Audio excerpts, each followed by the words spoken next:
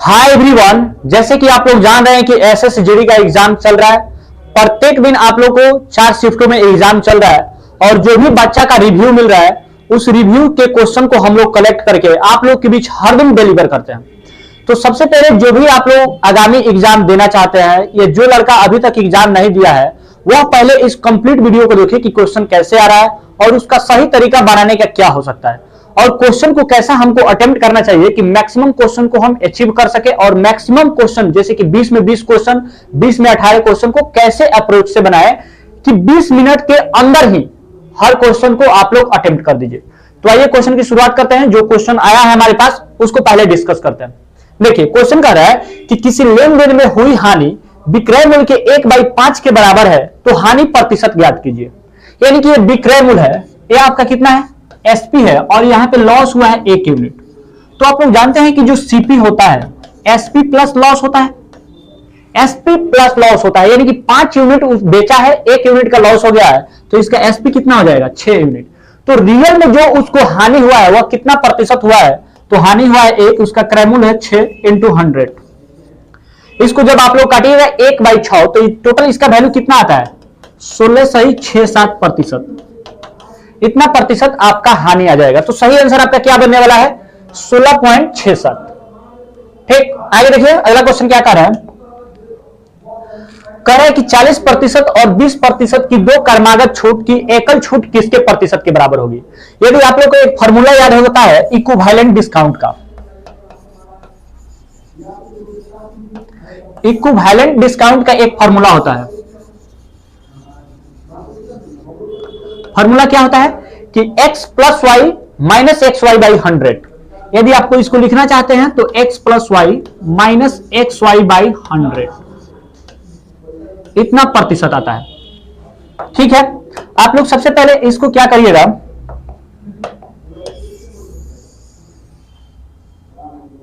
एक फॉर्मूला को याद कर लीजिएगा। जब इस पे केवल एक तो 40% है और दूसरा 20% है, केवल यहां से लिख दीजिए 40 + 20 - 40 × 20/100। तो 40 + 20 को जोड़िएगा तो 60 हो जाएगा, माइनस 1 0 से 1 0 को काट दीजिए, यहां से 1 0 से 1 0, 1 0 से 1 0, 4 दूना 8। तो सही आंसर आपका कितना हो जाएगा, 52% आपका एकल डिस्काउंट आ जाएगा। यानी कि ए नंबर आपका सही आंसर होगा। 52% आपका एकल डिस्काउंट आ जाएगा। कोई लड़का चाहता है कि इसको रेशियो से कैसे बनाए, तो सबसे पहले रेशियो के लिए उसको फ्रैक्शन वैल्यू याद होना चाहिए। ये 40% का फ्रैक्शन वैल्यू होता है 2 से 5 और 20% का फ्रैक्शन वैल्यू होता है 1 से 5। यानी कि यदि लिखना चाहे तो 5 यूनिट था, 2 यूनिट की कमी हो गया तो बचा कितना, 3। ये 5 यूनिट था, 1 यूनिट की कमी हो गया तो कितना बच गया, 4 बच गया। यहां पे गुना कर लीजिए, ये हो जाएगा 25 और ये कितना हो जाएगा, 3 × 4 = 12। 25 यूनिट का वस्तु आपको 12 यूनिट में दे दिया तो कितना यूनिट का छूट मिल गया, तो देखिए 25 उसका मूल्य था, दिया कितना में, 12 में, तो छूट कितना मिला, 13 यूनिट। तो सबसे पहले जो 13 यूनिट छूट मिला है तो इसको लिख लीजिए 13 किस पे छूट मिला है, 25 पे, × 100। 25 चौका कितना होता है, 100 और 13 चौका कितना आ जाता है, 52%। सही आंसर आपका कितना हो जाएगा, 52%। तो आपके पास दो तरीका होता है इस क्वेश्चन को सॉल्व करने के लिए, या तो by the use of formula solve कर सकते हैं या रेशियो मेथड से इस क्वेश्चन को आप लोग सॉल्व कर सकते हैं। अगला क्वेश्चन देखिए, ये तो आपका बोर्ड मास का क्वेश्चन है और बोर्ड मास का क्वेश्चन में सबसे पहले आपको ध्यान देना होता है कि यहां से पहले देखिए जो पहले कोष्ठ है यानी कि छोटा कोष्ठ है, पहले इसको सॉल्व कीजिए तो कितना हो जाएगा, 5 4 9, 9 में 3 से भाग मारना है तो 3 आ जाएगा और 6 से गुना करते हैं तो 6 तिहाई कितना आ जाएगा, 18। 18 में से 7 को घटाइएगा तो कितना हो जाएगा, 18 में से 7 को घटाइएगा तो 11 होगा, फिर इधर 3 जोड़ना है तो इस टोटल इतना कोष्ठ का वैल्यू आ जाएगा 14। कितना आ जाएगा, 14। बाकी यहां पे डिवाइड है। फिर अब हम इस कोष्ठ को सॉल्व करते हैं। तो इस कोष्ठ को सॉल्व करने से पहले आप लोग देखिएगा कि 8 दूना 16, 102 में से 2 चला जाएगा तो 100, फिर 100 में से 2 चला जाएगा तो 98। यहां पे साइन है डिवाइड का और इधर से आ गया है 14, इसको काट दीजिए, 14 सते 98। आपका सही आंसर क्या बनने वाला है, बी नंबर। सही आंसर आपका क्या बनेगा, बी नंबर, जो कि 7 है। आगे देखिए, रेणु का व्यय उसकी बचत से 120% अधिक है। यदि उसकी आय और व्यय में क्रमशः 25% और 30% की वृद्धि हो जाए तो उसकी बचत में कितने प्रतिशत की वृद्धि होगी। सबसे पहले एक बात जानिए कि जो इनकम होता है जो इनकम होता है वह क्या होता है, इनकम से यदि हम देखें, इनकम बराबर क्या होता है बाबू, इनकम बराबर एक्सपेंडिचर प्लस सेविंग, इनकम बराबर एक्सपेंडिचर प्लस सेविंग के बराबर होता है। जो भी आपका इनकम हो, यदि हम जनरल भाषा में बोले तो आप 100 रुपया खर्चा करते हैं, 100 रुपया कमाते हैं, एक दिन का आपका मजदूरी है 100 रुपया, उसमें से 50 रुपया आपके घर पे खर्च हो जाता है, तो 50 रुपया आप लोग भविष्य के लिए बचा लेते हैं। तो जो 50 रुपया खर्च कर दिए और 50 रुपया बचा लिए, वो दोनों का जो सम होता है आपके एक दिन के मजदूरी के बराबर होता है। वही बात हम इस लैंग्वेज में लिखे हैं कि इनकम बराबर एक्सपेंडिचर प्लस सेविंग होता है। आगे देखिए, अब जो क्वेश्चन कह रहा है कि इनकम इसका कितना है नहीं दिया है, लेकिन एक बात लिख दिया है कि जो उसकी व्यय है उसके बचत से 120% अधिक है। यहां से लिखिए आई यानी कि इनकम, ये होता है एक्सपेंडिचर प्लस सेविंग, यानी कि जो सेविंग है 100 यूनिट है उससे 120% अधिक उसका क्या है, व्यय है। तो इसको मानिए 100, इससे 120% अधिक यानी कि 120, 100% का 100% यानी अपना का 100%, कोई भी संख्या अपने आप में 100% होती है। और हम 100 ही क्यों माने हैं, क्योंकि 100 का परसेंटेज निकालना आसान होता है। 100 का 1% 1 के बराबर होता है, 100 का 2% 2 के बराबर होता है। रही बात कि 100 प्लस 120 यानी कि इसका इनकम कितना होगा, 220 होगा, 120 प्लस 100। अब जो बात आता है, हम लोग क्या करते हैं, इसका 45%, इसका 25% इंक्रीज हो गया है, इसका 25%, तो इसका 25% का सबसे वैल्यू कितना होता है, 1/4, इसको कटाइएगा तो 4 × 5 = 20 और 4 × 5 = 20, यानी कि 55 रुपया का वृद्धि हुआ है। तो जब 220 में से 55 रुपया को हम जोड़ दे तो कितना आ जाएगा, 275 रुपया, यही ना आएगा। 220 में यदि हम 55 जोड़ दे तो कितना आ गया, 275 रुपया। अब बात कर रहा है कि इसमें जो वृद्धि हुआ है वह 30% का हुआ है। तो 30% का जो इंक्रीजमेंट है, वृद्धि के लिए हम लोग ऊपर एरो से डिनोट कर रहे हैं। अब रही बात कि इसका 30% का वैल्यू होता है 12 यानी 36 रुपया के बराबर। तो 120 से 56 बढ़ गया, 36 बढ़ गया तो कितना हो जाएगा, 36 + 20 यानी कि 156। अब यहां पे देखिए कि कोई भी व्यक्ति जो 275 रुपया कमा रहा है, 156 रुपया खर्च कर दिया, तो उसका बचत कितने के बराबर होगा, तो 15 में से 6 चला जाएगा तो 9, ये बच गया कितना, 6 में से 5 जाएगा तो 1, और 2 में से 1 जाएगा तो 1, यानी कि 119 रुपया। अब इसको देखिए, यदि हम लिखना चाहे तो पहले वो बचत कर रहा था 100 रुपया, अब बचत कर रहा है 119 रुपया, तो कितना वो ज्यादा बचत कर रहा है, तो ज्यादा बचत कर रहा है प्लस 19 रुपया। तो यहां से लिख दीजिए 19, पहले बचत कर रहा था 100 × 100, यानी कि बचत कितना कर रहा है, 19% एक्स्ट्रा बचत कर रहा है। तो सही आंसर आ जाएगा आपका 19%। यदि हम आंसर देख रहे हैं तो इसमें कोई 19% नहीं है, 220, 120 + 100 बिल्कुल सही है, यानी कि एक को अपना आंसर बना लीजिए, 19% आपका सही आंसर आ जाएगा, इतना सेविंग करेगा।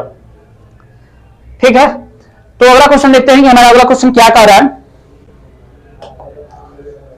दो संख्याओं का लघुत्तम समापवर्त्य और महत्तम समापवर्त्य इतना है, यानी कि एलसीएम और एचसीएफ गिवन है। यदि एक संख्या इतना है तो दूसरी संख्या ज्ञात करना है। यदि एक संख्या 324 और दूसरी संख्या x है तो x के अंकों का योग ज्ञात करना है। तो सबसे पहले जानिए कि जो एलसीएम इंटू एचसीएफ पहली संख्या इंटू दूसरी संख्या के बराबर होता है।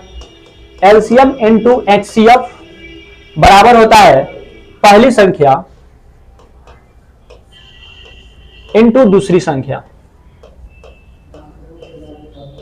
पहली संख्या इंटू दूसरी संख्या। जो इसका एलसीएम दिया है वह दिया है 3564 और ये दिया है 81। पहला संख्या दे दिया है 324 x। इसको सॉल्व कर लीजिए। सॉल्व करिएगा तो किससे सॉल्व करिएगा, सबसे पहले 9 से काट दीजिए, ये 9 मत में कट जाएगा, यहां से 9 × 3 = 27 और कितना चला जाएगा 9 × 6 = 54 और कटेगा 12 से काटिए, 12 गुना, इसको सबसे पहले 3 से ही काटिए, 4 × 9 = 4 = 36। क्या कर सकते हैं, एक 4 से काट दीजिए और 4 से इस पूरा काटिए, 4 × 8 = 32, 4 × 9 = 36 और 1। तो जो आपका संख्या दूसरा संख्या आ गया 891 आ गया। संख्या कितना आ गया बाबू, 891 आ गया, लेकिन संख्या ए नहीं पूछा है, इसके अंकों का योग पूछ रहा है। तो 8 + 9 + 1 यानी कि 8 + 1 + 9 या 9 + 1, कोई दिक्कत नहीं है। यहां से 8 × 9 = 17, 1 = 18। आपका सही आंसर कितना चला जाएगा, 18। सही आंसर आपका 18 होगा, जो कि ए में मौजूद है। अगला क्वेश्चन देखिए, कह रहा है कि एक व्यक्ति शांत जल में 9 किलोमीटर पर की चाल से नाव चला सकता है। उसे धारा की दिशा में 33 किलोमीटर जाने और धारा के विपरीत दिशा में 21 किलोमीटर जाने में बराबर समय लगता है, तो धारा की चाल ज्ञात कीजिए। सबसे पहले बात समझिए कि जो टाइम एंड डिस्टेंस का एक फीचर्स जो हरदम अपने क्लास में बताते हैं कि जब टाइम हमारा बराबर हो तो वहां पे डिस्टेंस और स्पीड का रेशियो सेम हो जाता है। वहां पे डिस्टेंस और स्पीड का रेशियो सेम हो जाता है जब टाइम कांस्टेंट हो।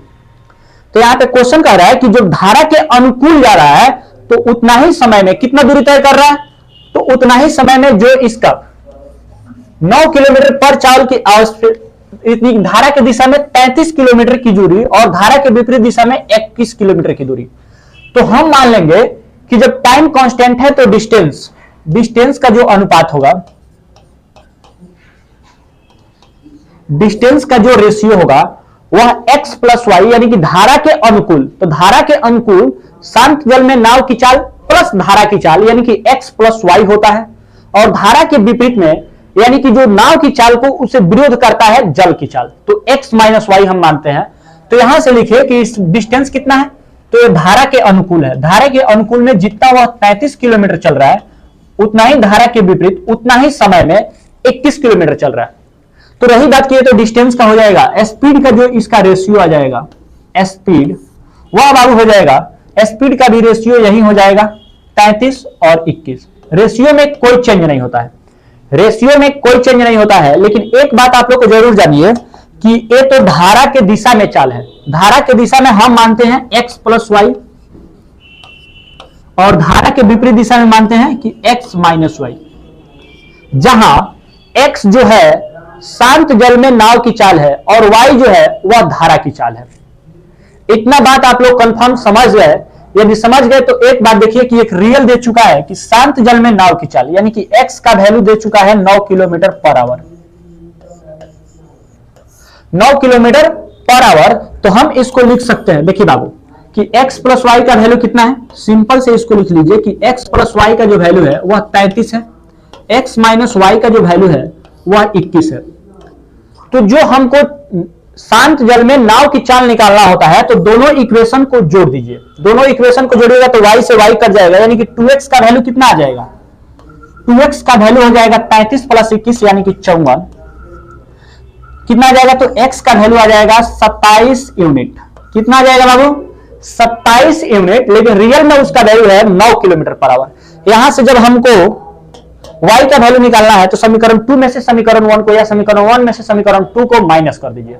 माइनस करिएगा तो देखिए a तो कट जाएगा क्योंकि इसका चिन्ह हो जाएगा माइनस, इसका हो जाएगा प्लस। तो 2y का वैल्यू कितना हो जाएगा, अब 2y का वैल्यू हो जाएगा 33 में से 21 को घटा दीजिएगा तो 12 आ जाएगा, यानी कि y का वैल्यू कितना आ गया 12 किलोमीटर पर आवर। 12 नहीं, यहाँ पे 2y है, y का वैल्यू चला जाएगा 6 किलोमीटर पर आवर। कितना चला जाएगा, 6 किलोमीटर पर आवर y का वैल्यू।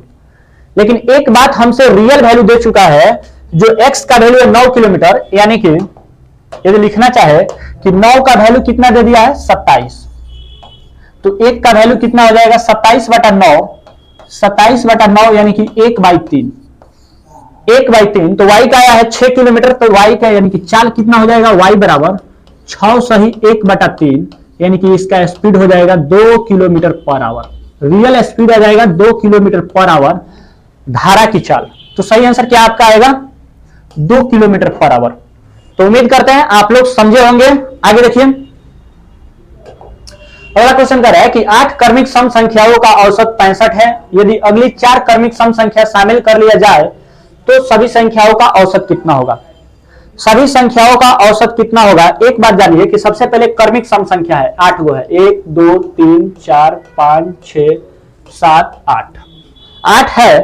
तो जो क्रमिक सम संख्या होता है वह क्या होता है कि 3 इधर छांट लीजिए और 3 इधर छांट लीजिए, तो जो चौथा और पांचवा के सम के बराबर उसका औसत होता है।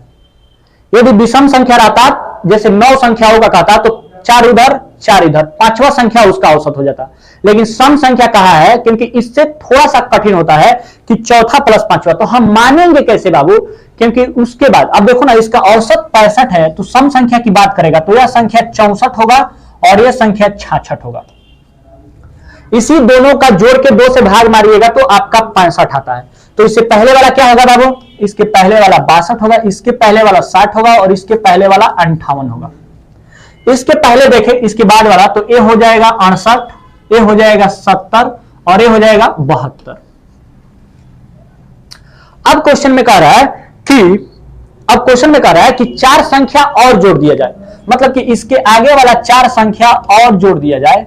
कौन कौन सी संख्या, तो 74, 78, 80 और 82, यही 4 संख्या होगा। 74, 76 का क्या, 76 बीच में छूट गया, यहां से हो जाएगा बाबू 76, 78 और 80। यह 12 जो है कंजुगेटिव नंबर है, तो जो 12 है तो ये सोचिएगा कि हम लोग डायरेक्ट इसका आंसर लिखेंगे तो कैसे लिखेंगे, तो 6 को, क्योंकि 12 है तो 5 को इधर छांट लीजिए, 5 को इधर छांट लीजिए, यानी कि छठा और 7वां को जोड़ के 2 से भाग मार दीजिए। तो यहां पे जब हम छठा को देखते हैं तो एक संख्या 2 3 4 5, छठा कौन है, ए है, और 7वां कौन है, ए है। तो हम इसको लिख सकते हैं यानी कि 1 2 3 4 5, तो इसी 2 संख्याओं के जोड़ के 2 से भाग मार दीजिए, तो जोड़िएगा तो 7 6 13 यानी कि 159 आ जाएगा। इसको 2 से भाग मारिएगा तो कितने मात्रा में चला जाएगा, 69। आपका सही आंसर कितना हो जाएगा, 69। पहला तो ए होता है। दूसरा, कोई भी कंजुगेटिव नंबर है तो first plus last by 2, first plus last by 2, तो फर्स्ट तो आपका 58 है और लास्ट तो आपका 80 है। तो एक और इसको प्रोसेस से बना सकते थे कि 58 प्लस 80 बाई 2, यानी कि 58 प्लस 80 यानी कि फिर आ जाएगा 138 बाई 2। आपका सही आंसर कितना हो जाएगा, 69। तो उम्मीद करते हैं आप लोग को ये क्वेश्चन बिल्कुल अच्छे तरीके से समझ में आ गया कि इसका सही आंसर होगा 69, और कोई भी कंजुगेटिव नंबर हो, चाहे ऑड हो या इवन हो, आप लोग इजीली बना सकते हैं, या कोई भी नेचुरल्स नंबर हो। आगे कह रहा है कि एक व्यापारी के पास 80 केजी चावल है जिसकी कुछ मात्रा वह 15% लाभ पर तथा शेष को 5% की हानि पर बेचता है। पूरे लेन देन में उसे 12% का लाभ प्राप्त होता है, तो उसने चावल की कितनी मात्रा 15% लाभ पर बेची होगी। इस प्रकार के कोई भी क्वेश्चन आ जाए, सबसे पहले उसके पास जो टोटल क्वांटिटी है, यानी कि जो टोटल क्वांटिटी है, टोटल जो मात्रा है, टोटल क्वांटिटी कितना है बाबू, 80 केजी। अब कह रहा है कि जिसका कुछ मात्रा 15% के लाभ पर, 15% के लाभ पर कुछ बेचा और कुछ मात्रा 5% के हानि पर बेचा। लेकिन इसका कह रहा है कि पूरे लेन देन में इसको 12% का प्रॉफिट हुआ, तो यहां पे लिख दीजिए 12%। अब जो आता है इसको मिक्सचर एलिगेशन से बना लीजिए,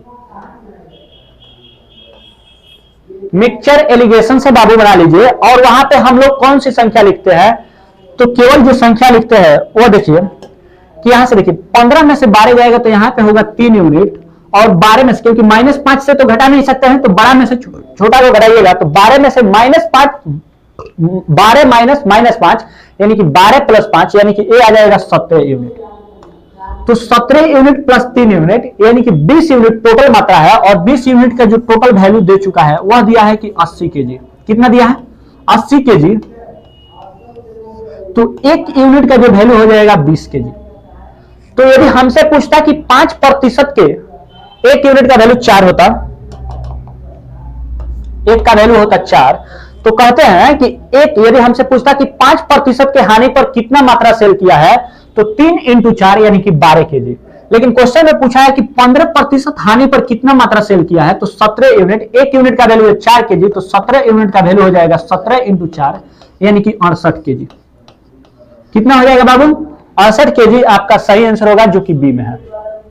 उम्मीद करते हैं ये क्वेश्चन आपको बिल्कुल अच्छे तरीके से समझ में आ गया है कि कोई भी ऐसा क्वेश्चन पूछता है, मिक्सचर एलिगेशन आपके लिए सबसे बेस्ट मेथड है। यहां से क्वेश्चन कह रहा है, क्वेश्चन क्या कर रहा है देखिए, एक शंकु के वक्र पृष्ठ का क्षेत्रफल 25√2 पाई, यदि शंकु की ऊंचाई और इसके आधार की त्रिज्या बराबर है तो शंकु का आयतन ज्ञात कीजिए। सबसे पहले ये तो बात यहां पे जना दिया है कि r बराबर h है, यानी कि जहां r आएगा वहां पे आप h के जगह r और r के जगह h पुट कर सकते हैं, क्योंकि दोनों एक दूसरे के इक्वल है। आगे देखिए, और इसके आधार की त्रिज्या बराबर है। यहां पे कह रहा है कि एक शंकु का वक्र पृष्ठ क्षेत्रफल, तो वक्र पृष्ठ क्षेत्रफल क्या होता है शंकु का, तो पाई आर एल होता है। अब हमको जब एल की आवश्यकता पड़ गया तो एल जो होता है वह क्या होता है, under root R square plus H square होता है। तो दोनों जब आर और एच बराबर है तो इसको हम लोग लिख सकते हैं कि आर का होल स्क्वायर प्लस आर का होल स्क्वायर, यानी कि ये तो आर तुम्हारा बाहर चला जाएगा लेकिन ये कितना हो जाएगा, r√2 सेंटीमीटर आपका एल का वैल्यू आ जाएगा। और इसका वैल्यू दे चुका है बाबू ऑलरेडी 25√2 पाई, 25√2 पाई दे चुका है। तो यहां से हम लिखेंगे पहले, तो ये हो जाएगा पाई आर और एल की जगह पर लिख सकते हैं कि r√2 बराबर 25√2 इंटू पाई, होगा ना, दिखाई दे रहा है क्या, 25√2 पाई, बिल्कुल सही। अब जो बात करते हैं हम लोग कि पाई से सबसे पहले पाई को कटा दीजिए, √2 से सबसे पहले √2 को कटा दीजिए, आर स्क्वायर का वैल्यू आ जाएगा 25, तो आर का वैल्यू आ जाएगा 5, आर का वैल्यू आ जाएगा 5। अब इसके वॉल्यूम की बात कर रहा है तो वॉल्यूम जो होता है 1/3 पाई आर स्क्वायर एच होता है। 1 की जगह पर तो लिखिएगा 1/3, पाई की जगह पर लिख देंगे 22/7, आर की जगह पर लिख देंगे 5, क्योंकि आर स्क्वायर है ना, आर स्क्वायर तो 5 इंटू 5, एच भी आर के बराबर है तो 5 के पावर क्यू यानी कि 125 हो जाएगा। जो कटेगा उसको काट दीजिए, नहीं कटेगा उसको छोड़ दीजिए। अब देखिए ए तो कट रहा है आपको 5 2 7 काट, नहीं कट रहा है ना, नहीं कट रहा है तो सबसे पहले अब हम क्या करेंगे, गुना कर देंगे, 22 पचे 110 के 0, 22 इंटू 125 गुना कर रहे हैं तो 22 पचे 110 के 0 होता है, हाथ में बच गया 11, 22 दूना 44, 44 और 11 कितना होता है 55, 22 दूना 44, 44 और 11 होता है 55, फिर आ गया है कितना, कैरी हुआ 5, 22 से कम 22, 22 5 27, तो आपका यहाँ पे कितना आ जाएगा 2750/7 त्रिका 21, 5 7 12, 12 2 14, नहीं कटेगा, नहीं कटेगा तो इसको थोड़ा सा कष्ट तो आपको करना पड़ेगा, काट दीजिए, 21 से कम 21, इधर कितना चला जाएगा बाबू 6, तो 6 जाकर ए हो गया 65, यानी कि 21 3 63। अब जो 63 ए बच गया कितना 130 तो आ गया आपका, बच गया इधर 63 यानी कि 2 जाके हो गया 20, तो 21 3 84 यानी कि 130.8 के आसपास जाएगा। अब हम चेक करते हैं कि 130 के आसपास कौन है, तो केवल एक ही वैल्यू है जो कि सही आंसर आपका ए नंबर होगा। आगे क्वेश्चन क्या कर रहा है, सही आंसर आपका इतना सेंटीमीटर क्यूब, क्योंकि वॉल्यूम की बात कर रहा था। रमेश ने सुरेश की तुलना में 30% अधिक निवेश किया, सुरेश ने अरुण की तुलना में 40% कम निवेश किया, जिसने 8000 का निवेश किया, तो रमेश और सुरेश द्वारा निवेशित राशियों के बीच अंतर ज्ञात कीजिए। सबसे पहले इसमें 3 लड़का की बात कर रहा है। पहले तो कह रहा है कि रमेश ने सुरेश की तुलना में, तो यहां पे हम देखेंगे कि रमेश और सुरेश का रेशियो ले लेंगे, रमेश और सुरेश का, रमेश ने सुरेश की तुलना में 30% अधिक किया, 30% का फ्रैक्शन वैल्यू होता है 3/10, यानी कि जो रमेश था वह सुरेश की तुलना में 30%, तो रमेश कितना किया है, तो कहेंगे कि 13 यूनिट और सुरेश किया है 10 यूनिट। आगे बात कर रहा था कि अरुण की तुलना में, यहाँ पे सुरेश अरुण की तुलना में 40% कम निवेश किया, 40% का फ्रैक्शन वैल्यू होता है, 40% का फ्रैक्शन वैल्यू होता है 2/5। तो क्वेश्चन कह रहा है कि सुरेश ने अरुण की तुलना में 40% कम निवेश किया, यानी कि सुरेश कितना किया है, तो यहां से हम लिख लेंगे अरुण और सुरेश का रेशियो, तो सुरेश की अरुण की तुलना में कम निवेश किया, यानी कि ए निवेश किया है 3 यूनिट, तो ए निवेश किया है 5 यूनिट, अरुण किया है 5 यूनिट, तो ओ किया है 3 यूनिट। तो अब हम ले लेंगे, क्योंकि सुरेश यहां पे लिखेंगे हम और यहां पे लिखेंगे अरुण, बात कर रहा है तो सुरेश कितना किया है, तो 3 यूनिट किया है और एक किया है 5 यूनिट, तो यहां से एक रेशियो बन जाता है, एक रेशियो बनेगा। कैसे रेशियो बनेगा, तो देखिए सबसे पहले गुना हम लोग करते हैं एस से, फिर इसमें और फिर इसमें, तो 13 कितना होता है बाबू, और रेशियो जो आता है रमेश सुरेश और अरुण का आता है, तो 3 यानी कि 13 कितना हो जाएगा 39, 10 कितना होगा 30 और 10 5 कितना हो जाएगा 50। यह आपका रेशियो में कन्वर्ट हो गया। लेकिन क्वेश्चन क्या कह रहा था वो देखिए कि जो अरुण की तुलना में, तो जब भी जिसमें या जो लिख देता है वह नियरेस्ट वैल्यू का शो करता है, तो अरुण जो है 8000 रुपया का निवेश किया और अरुण का रेशियो कितना है 50 है, 50 यूनिट का वैल्यू 8000 है, तो हम लिखेंगे कि जो 50 यूनिट है आपका 8000 के बराबर होगा। तो एक जीरो से एक जीरो कट गया, यानी कि 5 इंटू 5 जो 80 के बराबर है, तो एक यूनिट 16 5 80 होता है, यानी कि 16 के बराबर हो जाएगा। अब जो भी क्वेश्चन पूछे, क्वेश्चन क्या पूछ रहा है कि रमेश और सुरेश द्वारा निश्चित राशियों के बीच अंतर बतावे। तो रमेश और सुरेश, तो रमेश कितना किया है, तो कहिएगा कि 39 यूनिट, सुरेश कितना किया है 30 यूनिट। तो दोनों के बीच का अंतर कह दे तो दोनों के बीच का जो माइनस चिन्ह, यानी कि 39 यूनिट किया है और ये 30 यूनिट किया है, दोनों के बीच का अंतर कितना हो जाएगा, तो कहिएगा कि 9 यूनिट होगा। यह 39 यूनिट किया है और वह 30 यूनिट किया है, मतलब दोनों के बीच का अंतर कितना हो जाएगा, 9 यूनिट। यदि एक का वैल्यू है, यदि एक का वैल्यू है 160 रुपया, यदि एक का वैल्यू है 160 रुपया, तो 9 यूनिट का वैल्यू कितना हो जाएगा, तो 9 इंटू 160, यानी कि 16 नमा होता है 144, और एक जीरो है तो यहां पे एक जीरो लिख दीजिए।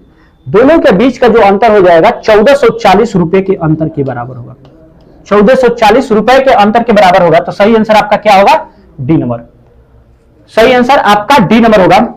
देखते हैं,